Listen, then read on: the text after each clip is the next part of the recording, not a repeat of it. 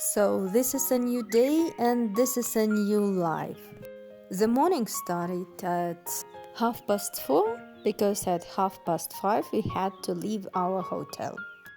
While waiting for my two beautiful guides, I had a chance to play the traditional Indonesian instrument, which is called gamelan. Guess why you don't hear my perfect performance? Anyway, it was great fun. At the train station, we had to go through the passport control. This is due to the great number of people who live in Jakarta, 4.5 million residents. It's two Lithuanias indeed. So this is the train station, and surprisingly, orchids are really natural. It's written not to touch them. At the station we had our breakfast, and eventually after a short while we left. While going by train, I looked through the window. Unfortunately, there is no Wi-Fi on train, and it's a little bit strange because in my country, Lithuania, Wi-Fi is available in different places, and even on trains, on buses. So I decided to shoot some videos of the Indonesian average life and the typical view. Here it is: houses built on houses, mopeds, similar trains moving other directions, railway stations one after another, frequent stops and announcements. On our train they served food, but definitely after our breakfast we didn't want to eat anything, and so we did not.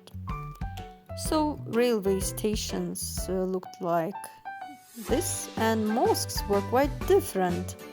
They were really beautiful, different styles, and this religion is dominant in this region. Islam is the main religion of Java. After 3 hours of our travel, we arrived at Mojokerto. Here it is.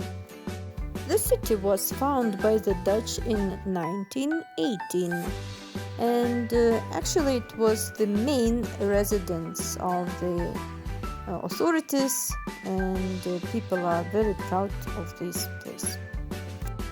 Yes, it looked different in its character and quite different style. People are the same, of course, riding their mopeds, but there are some ornaments on the walls which attracted my attention and which symbolize about Hinduism. So Muslims and Hinduists, some kind of mixture in this region is obvious. Eventually we arrived at our spot and were seated on mopeds ourselves. Unfortunately, I don't have the video about it. Now you have already seen the mount. It's a sleeping volcano. After an hour of our trip, we stopped at a restaurant and had a wonderful lunch. So you can have a look at what we ate. We were informed that it would be enough to take one soup for 3 people, but somehow we couldn't imagine that that was the case. And we took too much food, unable to finish everything. After delicious lunch, we arrived at Madakaripura waterfall, and it was really unforgettable experience. It was above all my expectations.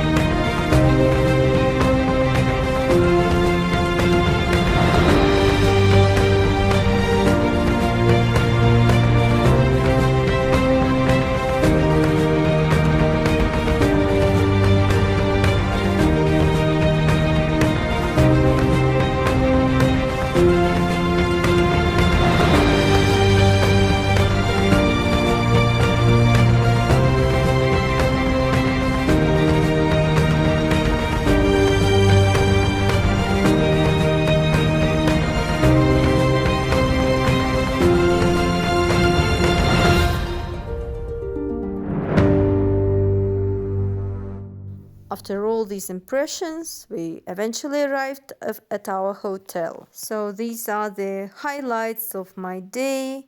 I feel content, satisfied. Tomorrow is a new day. See you!